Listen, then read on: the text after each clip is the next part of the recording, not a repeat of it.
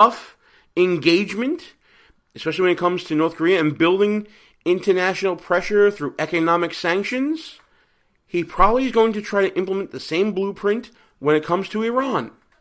That's where I think we're headed, and time will tell how Iran will react to those pressures, as well as the rest of the world, because it's going to have ramifications with many of our allies as well. It's an uncertain world out there, folks, and that's why I'm glad we have strong leadership at the helm this time around. We're going to take a quick break. When we come back, we're going to take a look at some non-political news that has some quasi-political effects. Of course, Harvey Weinstein, and the latest from Colin Kaepernick, and how the word collusion is back in the news. Gene Baradelli, Behind Enemy Lines. We'll be back right after these brief words. If you're a long-time listener of the show, or maybe this is your first time listening, you can probably tell that me and the gang here, we like to have our share of fun, whether it's on or off the air. We talk about 2-drink minimum radio and no medication Wednesdays or whatever day it may be. That's why when we found the people at Less Government, More Fun, we knew it was a match made in heaven with this show. Folks, we live in a time where government is out of hand. Our founding fathers did not intend government to be all-consuming in all parts of our lives. That's why we are telling you to go to lessgovmorefun.com, check out the website, check out the swag. What the people want is less government, more fun. Pass it on, make it happen. Who might you save? Your mother, your father, your husband, uncle, aunt, son. Learn FAST, F-A-S-T, the sudden signs of a stroke, and you could save. Your friend, teacher, boss. F, face drooping. A, arm weakness. S, speech difficulty. T, time to call 911. F-A-S-T. That's F, face drooping. A, arm weakness. S, speech difficulty. T, time to call 911. The sooner they get to the hospital, the sooner they'll get treatment. And that can make a remarkable difference in the recovery of your neighbor, the waiter, grandmother, grandfather. So learn FAST, the sudden signs of a stroke, then pass it on, because you never know who might save you. Your wife, your colleague. Spot a stroke fast. Visit strokeassociation.org, brought to you by the American Stroke Association and the Ad Council. Behind Enemy Lines Radio is all about being right. No, seriously, it is. If you ever listen to Russ Gallo or me go back and forth on some issue, we always want to make sure that we remember who said what and when we said it. That's why we go to goonrecord.com. It's a brand new social media website. Challenge people on what they believe, whether it's in politics, sports, entertainment, finance, whatever. There's a category for you at goonrecord.com. Check it out right now. Tell us, what do you stand for? It's time for you to go on record. Behind Enemy Lines. Back on the air. Gene Baradelli, back behind Enemy Lines. You know, Russ couldn't make it this week to tape this show, and he's going to really be kicking himself that he didn't, because we're going to be going into a lot of pop culture, mainstream, culture stuff intersecting with law and politics. It's going to be really great. This is going to be one of those better segments for me, because I love talking about law and politics and culture and all this intersecting into one big mess. And that's what you end up getting when you're talking about the two topics we're going to be talking about that broke news this week. First one being, of course, the horrible scandal that's been developing around the Weinstein Company and Harvey Weinstein, and this, how else do you describe it but Hollywood rape culture, where he was allowed to basically commit sexual acts of misconduct against all kinds of women actresses, people who wanted jobs in Hollywood, and all the silence that came along with the cover-up of it and the hush money of it. It's very disturbing to think about a culture that, first of all, has been probably the main financial lifeline of the Democratic Party for many years now, going back decades, because it's cool for politicians to rub elbows with pop culture icons, because then they get the rub of being part of that mainstream culture. President Obama was cool because he was hanging out with Jay-Z and Beyonce. Hillary Clinton tried to do the exact same thing by associating with different Hollywood stars and celebrities. How many people on Twitter Oh my goodness, the celebrities on Twitter that are still to this day angry that Hillary Clinton lost to Donald Trump. It's a beautiful thing to watch from this side of the aisle. But this scandal with the Weinstein Company blew the lid off of the unspoken secret that everybody knew, the open, unspoken secret of Hollywood's culture of sexual deviancy and misconduct. It's been basically a little over 2 weeks of news of this, and the more information we get, the more horrible it becomes. This was an open secret that Harvey Weinstein was, running a casting couch, and that he humiliated women and denigrated women who were trying to get jobs in the movies with his businesses, whether it be Miramax or the Weinstein Company or whatever it may be. And people knew about it. Not only did they know about it, but there's a report coming out this week from TMZ, and it's been verified by other news agencies, that there may be a clause, a contractual clause in Harvey Weinstein's contract with the Weinstein Company that allows him to be a serial sexual harasser, to be a serial sexual predator.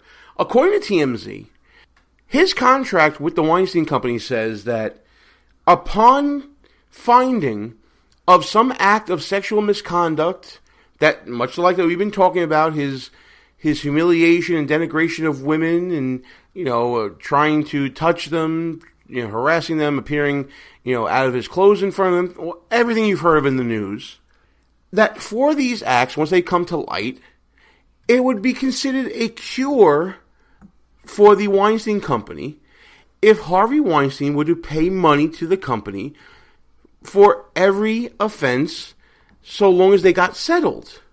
So it was something like $250,000 for the first offense, $500K for the second, $750K for the third, and $1 million for every subsequent offense thereafter. So if you think about it, the Weinstein Company was actually benefiting financially by the dalliances of Harvey Weinstein that would come out and that he would quietly settle out. How horrible is that? First of all, as an attorney, I applaud the attorney that came up with this clause. Not only for servicing the needs of your client, which, by the way, are disgusting. Let's put that aside for a second. But for also having the foresight to keep him gainfully employed despite his known misconduct that seemingly the Weinstein Company knew about and contracted for with him. Good on you, attorney, for taking care of the interests of your client. However, that being said, what a conviction. What an indictment of Hollywood and this culture of deviancy to put it into a contract, for accepting those terms as being, for having those terms be acceptable in an employment contract. That we know you're going to commit this misconduct, but so long as you pay your way, everything's okay with us. It's fine with us, we'll keep you employed. And by the way, folks, this clause may come into play because if the Weinstein Company fired him for cause based upon his conduct now, he may be able to go back and point to this clause and say, well, you knew about my conduct and you provided for a cure and you haven't given me an opportunity to cure this one. And therefore, you improperly terminated me based upon this clause. Therefore, you owe me, compensation. He may do any number of things. Now, the reality of the situation would be probably the Weinstein Company is going to go the way of the dodo. I think that what's going to end up coming from this, and I don't have a crystal ball, but if I had my legal calculations done properly, I carried the one and did all that, I'm thinking the Weinstein Company is most likely going to dissolve. I think the principals of the company will cash out, get their golden parachutes, get their stock options cashed in, dissolve, and become nothing more. And let their insurance handle the rest. And then the question will become who knew what and when did they know it? And they'll be going after insurance proceeds. Anyone who was affected by Harvey Weinstein, we go after insurance proceeds and going after his personal property and things of that nature. Now, as to Harvey Weinstein, if I'm reading the tea leaves correctly, he may go the way of Roman Polanski. Hollywood has a long history, besides Harvey Weinstein, of, sexual misconduct and deviancy in the name of art. is an artist and will still work with him. Roman Polanski, was convicted in absentia of sexual misconduct with a minor. And yet people are still going overseas to make movies with Roman Polanski because, he makes good art. Harvey Weinstein could go overseas the same way and not come back. Secure his assets, transfer him overseas. He hasn't really been charged with any criminal conduct. Any sort of civil conduct, they would have to go after assets overseas to make it harder for people to get. And he could still send money under, different foundations or different names to the Democratic Party. Bill Clinton and his buddy may get along okay. Still, who knows? And he can, really shirk consequences of his actions. It is possible if you have the right financial planner, if you have the right attorney on this one, I think. It's an interesting situation to see develop. And, I'm just sitting back with the popcorn, folks. I'm watching all this happen because the condemnations of Harvey Weinstein, they're coming in. Let's not doubt it. They're definitely coming in. But we're seeing it drips and drabs. It wasn't like the Las Vegas shooting, folks, when you saw Hillary Clinton immediately on the Twitters talking about how this cannot stand. We must stand as one, put politics aside, and go after the NRA. It wasn't like that. It was 5 days later until Hillary Clinton weighed in on one of her major donors doing these actions. And, it boggles the mind, the hypocrisy of the left on these situations. In a world, but you know what? At the same time, this is a world where Woody Allen can marry his daughter and nobody says boo. Roman Polanski can go overseas after being, convicted of sexual acts with a minor, and they're still going to make movies with him. This is the culture of Hollywood. And these are the people that have the audacity, the cojones, the unmitigated gall to try to tell the rest of us how to live our lives and who we should vote for and what real values are. Come on. Can we drop the veneer already? We know what you are, Hollywood. We see it. We see Woody Allen. We see Roman Polanski. We see Harvey Weinstein. But more importantly, we see the lack of consistency in condemning what's going on. There are a couple out there I got to give credit to. Rose McGowan, consistent on all levels, and she's deemed to be a wackadoo, right? She's a wacko bird for going after Harvey Weinstein for all these years. She's finally getting her vindication. But even then, Hollywood's eating their own because you see Rose McGowan going after Ben Affleck, who I guess was a Harvey Weinstein apologist. I don't know. But this is all part of the twisted, deviant culture of Hollywood, and then they try to use their money and influence to tell you how to live your life and how to vote and what you should be supporting and issue-wise and all this stuff. Come on already. Enough's enough. Let's all stop listening to Hollywood. I stopped listening to them a long time ago when it came to my everyday life and how I lead it. Hopefully the rest of the country, especially you on the coast, you bi-coastal bipolars, hopefully you guys can stop listening to Hollywood for all your advice as to how to live your life. Because really, you want to end up being a victim of the next Harvey Weinstein of the world? Let's just stop that. And then the other news coming out this week, that word collusion is back in the news. No, we're not talking about Trump and Russia or an election. We're talking about Colin Kaepernick. Yes, folks, he's still around. After, weeks of the protests by the NFL and Trump giving his opinion, and the NFL is going to be meeting later this week to discuss what we're going to do about protests of the national anthem and all this good stuff. All this popcorn material that I'm talking about.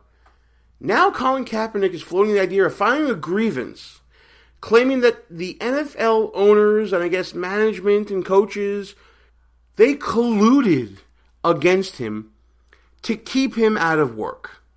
Colluded against Colin Kaepernick. Colluded. Are you kidding me? Talk about the collision of two different buzz topics. Collusion and Colin Kaepernick are now coming together into one. Oh, pass the popcorn.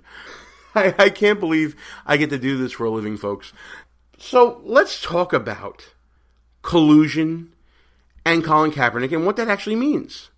The problem here with Colin's story is he thinks that he's being kept out of the NFL because there's a plot against him because of his protests, for